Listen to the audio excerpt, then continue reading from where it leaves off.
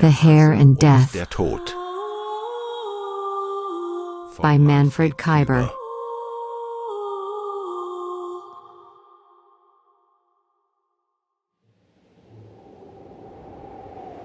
Snow lay cold and white in the open field.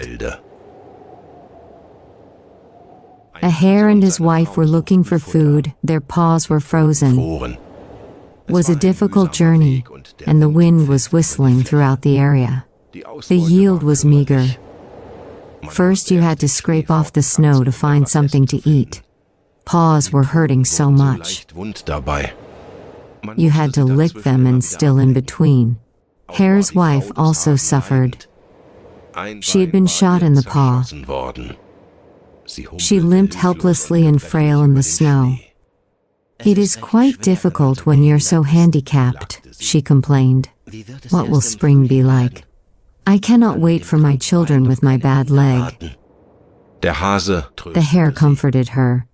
"It will be all right," he told her, and licked her ears reassuringly. "You first need a cure at the source. It is so calcareous and has already helped many." "Oh, these terrible hunts," sighed the doe. "If at least they wanted to kill you right away. But anyone can hunt, so they shoot someone who is sick. It is evident that people are always hungry to persecute you in this way. It was so in the past.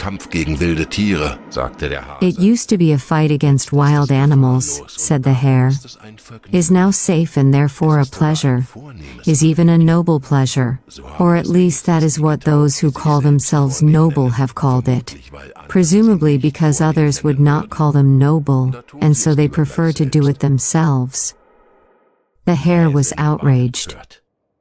"After all, killing is no fun. Wolves also kill from hunger, not for the pleasure of killing. It is not about wolves, but of people who baptize themselves in this way," said the hare. "They enjoy nature only when they look into her eyes. This is their joy in creation. But the treatment will make you completely healthy again. The spring is a very famous bath.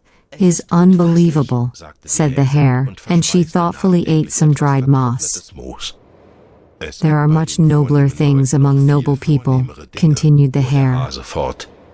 "First they domesticate the animals, and then they chase them to their death. This is the noblest thing. But this is the Middle Ages. We live in modern times, don't we?" shouted the hare indignantly. "Better to be highly educated historically. Hares have a long and sad history that is carefully handed down." "We are still in the Middle Ages," said the hare with sadness and sorrow. "But the new era will come soon. Strong spirits are rising who are not afraid of the Middle Ages. Are not poor hares, because they wield sharp weapons. The God of creation gave them so that they could help the helpless. They are talked about in the forest and in the open fields. It is certainly time," said the hare with a sigh. "But first I need my cure." In the air circled two birds of prey. Said the hawk to his wife, "Over there is a sick hare. We want to eat it. I'm hungry. The other one is healthy, would turn away from us." He pounced on the hare as fast as an arrow. The hare jumped frightened behind a bush. But the hawk could not succeed in catching its prey. Had been hit by a bullet. Spread his wings. Il suo sangue colorò la neve. "Now my wife is safe." Hare rejoiced. "This is certainly one of the strong spirits coming to help." Was not a strong spirit. The hare straightened up to move away quickly. Then a bullet hit her in the head. Stretched his mutilated body. Eyes took on a dull glow and went out. The nobleman delighted in nature.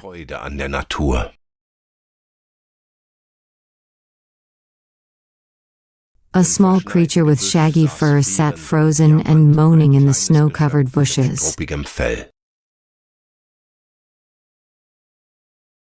A lone bird circled high in the air.